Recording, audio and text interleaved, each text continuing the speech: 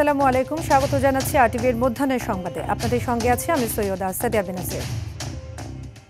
আজ পহেলা জুলাই। গত বছরের এই দিনে স্বৈরাচার পতনের আন্দোলন দানা বাঁধতে শুরু করে, যা চূড়ান্ত রূপ পায় ৩৬ জুলাই অর্থাৎ ৫ আগস্ট শেখ হাসিনার পতনের মধ্য দিয়ে। আবু সাইদ, মুগ্ধ আর ওয়াসিমের মতো প্রায় ২,০০০ প্রাণের বিনিময়ে স্বৈরশাসনের কবল থেকে মুক্ত হয় বাংলাদেশ। খান আলামিন জানাচ্ছেন বিস্তারিত।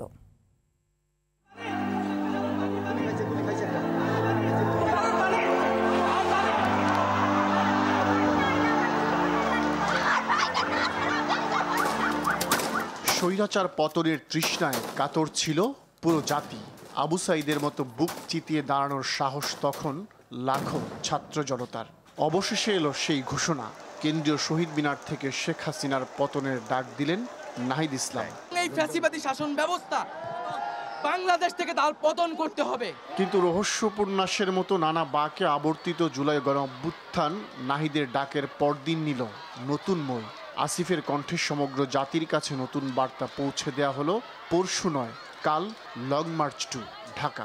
আগামীকাল ৫ই আগস্ট সারা দেশের মুক্তিকামী জনতাকে ঢাকার উদ্দেশ্যে রওনা হওয়ার জন্য আমরা আহ্বান জানাচ্ছি। ৫ আগস্ট ২০২৪, নতুন ভোর, নতুন সূর্যোদয়। লাখ লাখ ছাত্র জনতা নেমে এলো ঢাকার রাজপথে। পদধ্বনিতে উত্তাল ঢাকায় বাজল স্বৈরাচারের শেষ পতন ধ্বনি। পতনের বীজ শেখ হাসিনা নিজেই বপন করেন ওই বছরের ৫ জুন। সরকারি চাকরিতে কোটা বহাল করে রায় দেয় আদালত। পরদিনই ফুঁসে ওঠে দেশের পাবলিক বিশ্ববিদ্যালয়গুলো। পহেলা জুলাই থেকে শুরু হয় লাগাতার কর্মসূচি। ৫ জুলাই বৈষম্য বিরোধী ছাত্র আন্দোলনের ব্যানারে ঘোষণা আসে ৭ জুলাই থেকে ক্লাস পরীক্ষা বর্জনের। মাঝে ৬ জুলাই চলে বাংলা ব্লকেড। পুলিশ সহ বিভিন্ন বাহিনীর পাশাপাশি সরকারি দলের তাণ্ডবের মুখে ছাত্র জনতার প্রতিরোধ আন্দোলনকে এগিয়ে নেয় লাল জুলাইয়ের দিকে। রাজাকার নাতিপুতিরা সবকিছু পাবে, মুক্তিযোদ্ধারা পাবে না। ১৪ জুলাই আন্দোলনরত শিক্ষার্থীদের রাজাকারের সন্তান বলে শেখ হাসিনার করা বিতর্কিত মন্তব্য ফুঁসিয়ে তোলে সবাইকে। পরদিন আওয়ামী লীগের হাইকমান্ডের নির্দেশে ঢাকা বিশ্ববিদ্যালয়ে ছাত্রলীগের বর্বর হামলা এবং ১৬ জুন আবু সাইদ সহ ৬ জনের মৃত্যু নির্ধারণ করে দেয় আন্দোলনের গতিপথ। ১৮ জুলাই থেকে শুরু হয় কমপ্লিট শাটডাউন। আন্দোলনের তীব্রতা বাড়ার সঙ্গে সঙ্গে জ্যামিতিক হারে বাড়তে থাকে হতাহতের সংখ্যাও। সেনা মোতায়েন, কারফিউ জারি, সম্মুখ সারির সমন্বয়কদের আটকে রেখে ভয়ভীতি প্রদর্শন, ইন্টারনেট সেবা বন্ধ, ব্লক রেইড, হামলা মামলা, কোনো কিছুতেই দমানো যায়নি ছাত্র জনতাকে।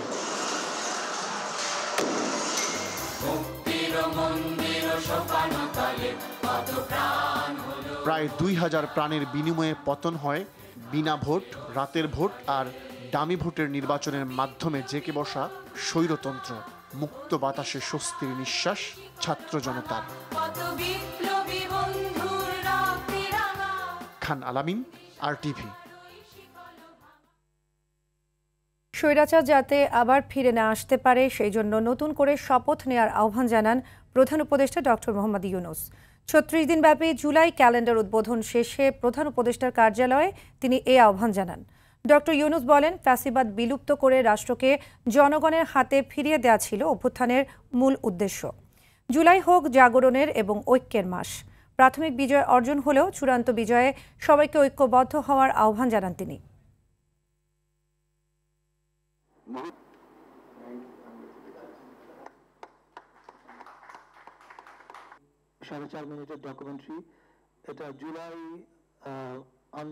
জুলাই ছিল দেশের গণতন্ত্র পুনরুদ্ধারের লড়াই এক অমোঘ ডাক। সেই আন্দোলনের মর্মবাণী ছিল ফ্যাসিবাদের বিলোপ করে নতুন বাংলাদেশ বিনির্মাণ, রাষ্ট্রকে জনগণের হাতে ফিরিয়ে দেওয়া। আমরা প্রতি বছর এই সময়কালটা উদযাপন করব, যাতে পরবর্তীতে ১৬ বছর আমাদের অপেক্ষা করতে না হয় আবার এই অভ্যুত্থান করার জন্য। আমরা প্রতি বছর এটা করব, যাতে কোন স্বৈরাচারের কোন চিহ্ন দেখা গেলে সেটা তাৎক্ষণিকভাবে আমরা বিনাশ করতে পারি। জাতীয় সঙ্গীত পরিবেশন ও মোমবাতি প্রজ্বালনের মাধ্যমে ঐতিহাসিক জুলাই আগস্ট গণঅভ্যুত্থানে শহীদদের স্মরণ করে ছাত্রদল। ছাত্র জনতার বিজয়ের বর্ষপূর্তি উদযাপন উপলক্ষে সোমবার রাত 12টার পর কেন্দ্রীয় শহীদ মিনারে আলোয় আলোয় স্মৃতি সমুজ্জ্বল শিরোনামে এ কর্মসূচি পালন করেন সংগঠনটির বিভিন্ন ইউনিটের নেতাকর্মী। এ সময় রিজভী বলেন, ঢাকা বিশ্ববিদ্যালয় একসময় ছিল ভয় আর আতঙ্কের প্রতীক। আজ তা আশার আলো ছড়াচ্ছে। ছাত্রদের কণ্ঠ স্তব্ধ করতে চাইলেও পারেননি শেখ হাসিনা। মায়েদুর রহমান রুবেল জানাচ্ছেন এর বিস্তারিত।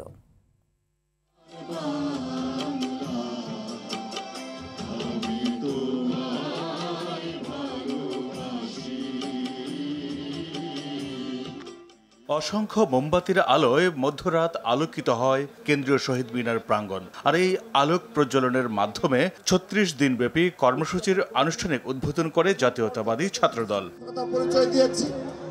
বক্তারা বলেন, হাজারো মানুষের রক্ত ও ত্যাগের মাধ্যমে অর্জিত হয় জুলাই বিপ্লব, যে বিপ্লবে পতন হয়েছে ফেসিবাদের।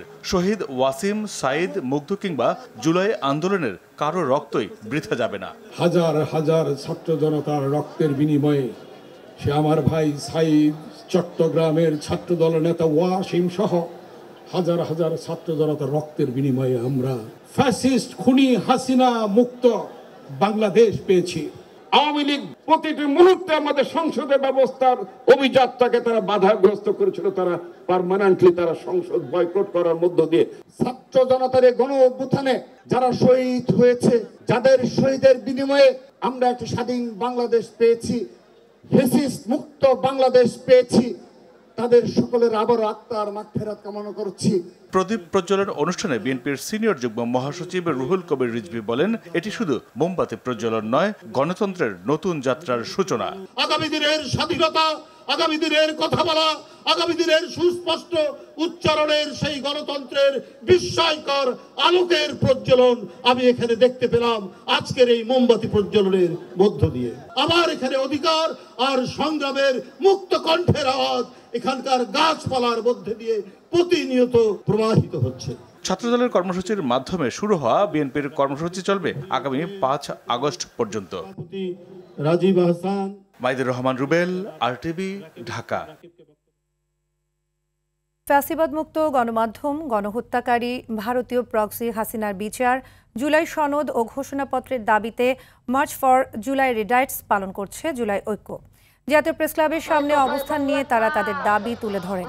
পরে সেখান থেকে হাইকোর্ট, মাজার, দোয়েল চত্বর হয়ে শাহবাগের উদ্দেশ্যে 2024-এর আন্দোলনের সময় দেয়া স্লোগানগুলো দিয়ে মার্চ ফর জুলাই রিডাইটস অবিলম্বে জুলাই সনদ ঘোষণার দাবি জানায় জুলাই ঐক্যের সদস্যরা।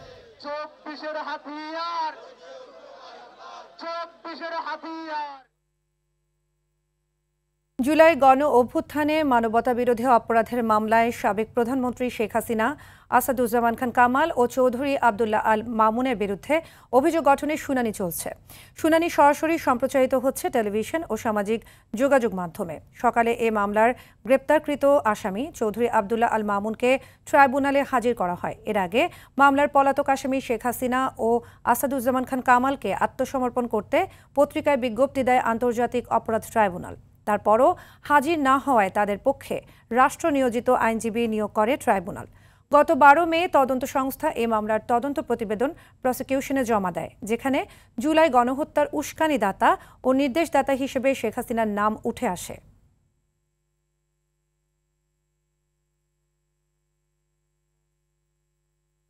দর্শক, আমরা সরাসরি চলে যাচ্ছি আন্তর্জাতিক অপরাধ ট্রাইব্যুনালে।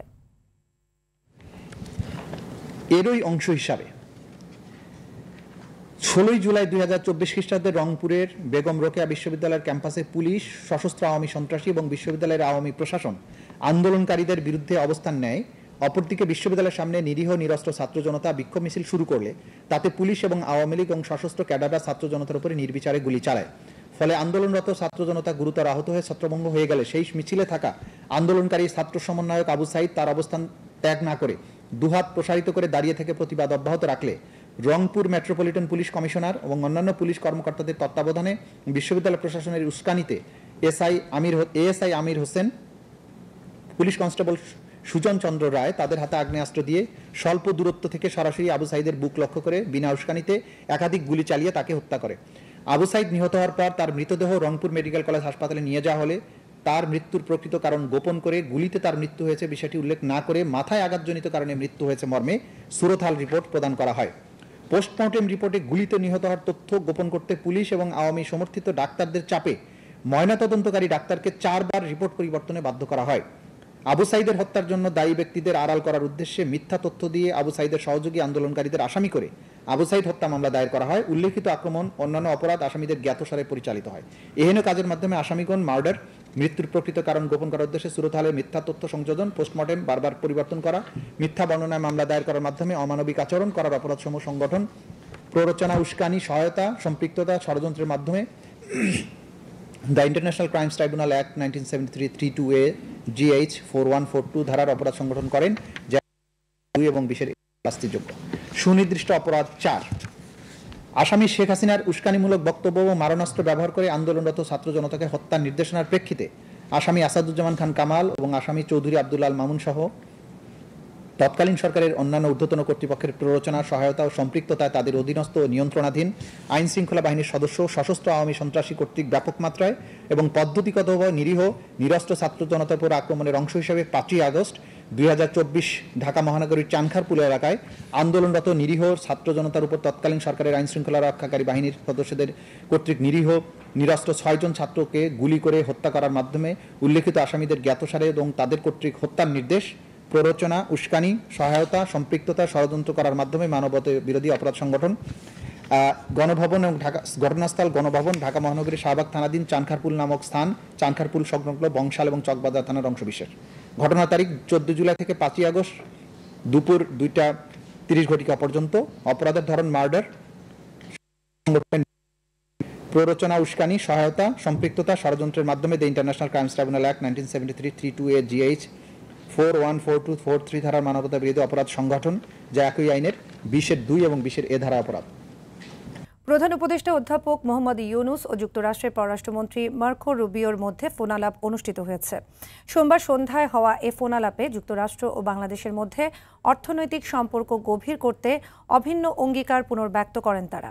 সেই সঙ্গে ভারত প্রশান্ত মহাসাগরীয় অঞ্চলে নিরাপত্তা ও স্থিতিশীলতা বৃদ্ধিতে অভিন্ন অঙ্গীকার পুনর্ব্যক্ত করেন অধ্যাপক মোহাম্মদ ইউনূস ও পররাষ্ট্রমন্ত্রী মার্কো রুবিও। প্রধান উপদেষ্টার প্রেস উইং জানায়, ফোনালাপে উভয় পক্ষের মধ্যে নিজেদের স্বার্থ সংশ্লিষ্ট বিষয়গুলো নিয়ে আলোচনা করেন। এর মধ্যে যুক্তরাষ্ট্রের সঙ্গে বাংলাদেশের বাণিজ্য, চলমান সংস্কার প্রক্রিয়া, গণতন্ত্রের রূপান্তর প্রক্রিয়া, আসন্ন সাধারণ নির্বাচন ও রোহিঙ্গাদের ত্রাণের বিষয়টি প্রাধান্য পায়। এ সময় রুবিও বাংলাদেশের চলমান সংস্কার প্রক্রিয়া ও আগামী বছরের শুরুতে বাংলাদেশের নির্বাচন আয়োজনের উদ্যোগের প্রতি সমর্থন জানান।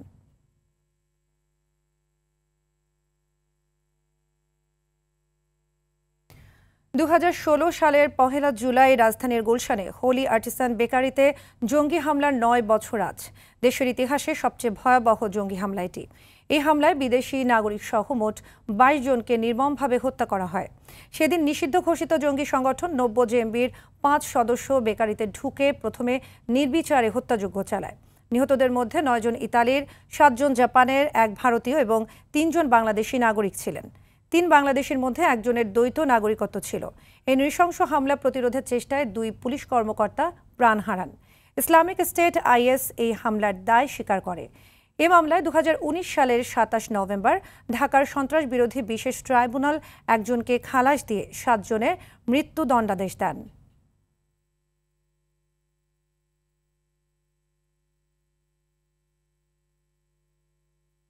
মধ্যাহ্নের সংবাদ এ পর্যন্তই। দুপুরের সংবাদ 1:45 দেখার আমন্ত্রণ রইল। ধন্যবাদ সবাইকে।